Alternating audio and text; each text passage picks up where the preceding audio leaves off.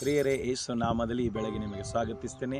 ಇವತ್ತಿನ ವಾಕ್ಯ ಫಿಲಿಪ್ಪಿ 4ನೇ ಅಧ್ಯಾಯ 4ನೇ ವಾಕ್ಯದಲ್ಲಿ ಯೇಸು ಸ್ವಾಮಿ ಹೀಗೆ ಹೇಳಿದ್ದಾನೆ, ಯಾವಾಗಲೂ ಕರ್ತನಲ್ಲಿ ಸಂತೋಷಿಸಿರಿ ಅಂತ ಯೇಸು ಹೇಳಿದ್ದಾನೆ. ಪ್ರಿಯರೇ, ಇವತ್ತು ನಾವು ನೋಡುವಾಗ ಲೋಕದಲ್ಲಿ ಅನೇಕ ಜನರು ಚಿಕ್ಕ ಚಿಕ್ಕ ವಿಷಯದಲ್ಲಿ ದುಃಖ ಪಡುತ್ತಾರೆ, ಚಿಕ್ಕ ಚಿಕ್ಕ ವಿಷಯದಲ್ಲಿ ನಿರಾಶೆ ಆಗುತ್ತಾರೆ, ಚಿಕ್ಕ ಚಿಕ್ಕ ವಿಷಯದಲ್ಲಿ ಸೋಲನ್ನು ಅನುಭವಿಸ್ತಾರೆ, ಚಿಕ್ಕ ಚಿಕ್ಕ ವಿಷಯದಲ್ಲಿ ಭಯವನ್ನು ಅನುಭವಿಸ್ತಾರೆ. ಆದರೆ ಯೇಸು ಸ್ವಾಮಿ ಹೀಗೆ ಹೇಳ್ತಾ ಇದ್ದಾನೆ, ನೀವು ಯಾವಾಗಲೂ ಸಂತೋಷವಾಗಿರಿ ಅಂತ ಹೇಳ್ತಾ ಇದ್ದಾನೆ.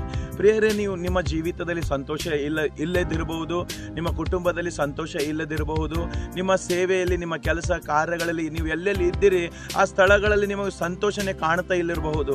ಆದರೆ ಯೇಸು ನಿಮಗೆ ಒಂದು ಶುಭ ಸಂದೇಶ ಹೇಳ್ತಾ ಇದ್ದಾನೆ, ಯಾವಾಗಲೂ ಸಂತೋಷವಾಗಿರು, ಯಾವಾಗಲೂ ಆನಂದವಾಗಿರು ಅಂತ ಯೇಸು ಹೇಳ್ತಾ ಇದ್ದಾನೆ. ಪ್ರಿಯರೇ, ನಾವು ನೋಡುವಾಗ ಅನೇಕ ಜನರು ನಾಳಿನ ಬಗ್ಗೆ ಚಿಂತೆ ಮಾಡ್ತಾರೆ, ಭವಿಷ್ಯದ ಬಗ್ಗೆ ಚಿಂತೆ ಮಾಡ್ತಾರೆ. ಅದಕ್ಕಾಗಿ ಚಿಕ್ಕ ಚಿಕ್ಕ ವಿಷಯಕ್ಕಾಗಿ ಅವರು ಮುಖವನ್ನು ಉಬ್ಬಿಕೊಳ್ಳುತ್ತಾರೆ ಮತ್ತು ಚಿಕ್ಕ ಚಿಕ್ಕ ವಿಷಯಗಳಿಗಾಗಿ ಅವರು ಸೋಲನ್ನು ಅನುಭವಿಸ್ತಾರೆ, ಚಿಕ್ಕ ಚಿಕ್ಕ ವಿಷಯಗಳಿಗಾಗಿ ಅವರು ಹೆದರಿಕೆ ಅನುಭವಿಸ್ತಾರೆ. ಅದಕ್ಕಾಗಿ ಅವರ ಜೀವಿತದಲ್ಲಿ ಸಂತೋಷ ಇರೋದಿಲ್ಲ, ಅವರ ಕುಟುಂಬದಲ್ಲಿ ಸಂತೋಷ ಇರೋದಿಲ್ಲ, ಅವರ ಕೆಲಸ ಕಾರ್ಯಗಳಲ್ಲಿ ಸಂತೋಷ ಇರೋದಿಲ್ಲ, ಅವರು ಏನೇನು ಕೆಲಸ ಮಾಡ್ತಾರೆ ಆ ಕೆಲಸಗಳಲ್ಲಿ ಸಂತೋಷ ಇರೋದಿಲ್ಲ. ಪ್ರಿಯರೇ, ಯೇಸು ಹೇಳ್ತಾ ಇದ್ದೇನೆ, ಯಾವಾಗಲೂ ಸಂತೋಷವಾಗಿರಿ.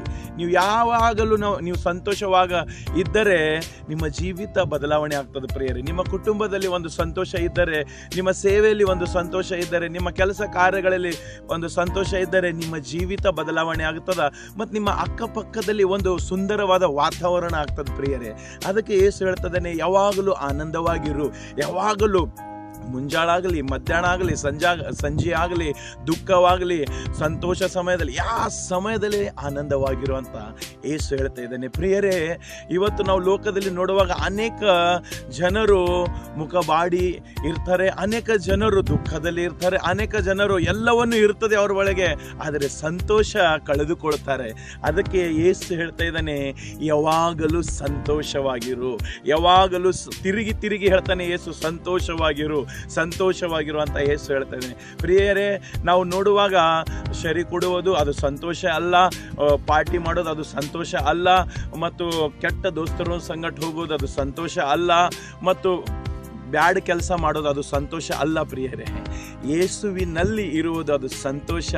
ಅದು ಯೇಸು ಕೊಡುವ ಸಂತೋಷ, ಅದು ಈ ಲೋಕ ಕೊಡುವುದಲ್ಲ. ಪ್ರಿಯರೇ, ಅದಕ್ಕೆ ಯೇಸು ಹೇಳ್ತಾ ಇದ್ದಾನೆ, ಯಾವಾಗಲೂ ಸಂತೋಷವಾಗಿ ನಿನ್ನ ಕುಟುಂಬದಲ್ಲಿ, ನಿನ್ನ ಕೆಲಸ ಕಾರ್ಯಗಳಲ್ಲಿ, ಎಲ್ಲ ಸ್ಥಳದಲ್ಲಿ ನೀನು ಸಂತೋಷವಾಗಿ ಇದ್ದರೆ ನಿನ್ನ ಜೀವಿತ ಸುಂದರವಾಗಿರುತ್ತದೆ ಮತ್ತು ನಿನ್ನ ಕುಟುಂಬ ಸುಂದರವಾಗಿರುತ್ತದೆ. ನಿನ್ನ ಅಕ್ಕಪಕ್ಕದ ಜನರಲ್ಲಿ ನಿನ್ನ ಸುಂದರದ ವಾತಾವರಣ ಬೀರುತ್ತದೆ. ಪ್ರಿಯರೇ, ಈ ವಾಕ್ಯ ನಿನ್ನನ್ನು, ನಿನ್ನ ಕುಟುಂಬವನ್ನು ಆಶೀರ್ವಾದ ಮಾಡಲಿ. ಆಮೀನ್.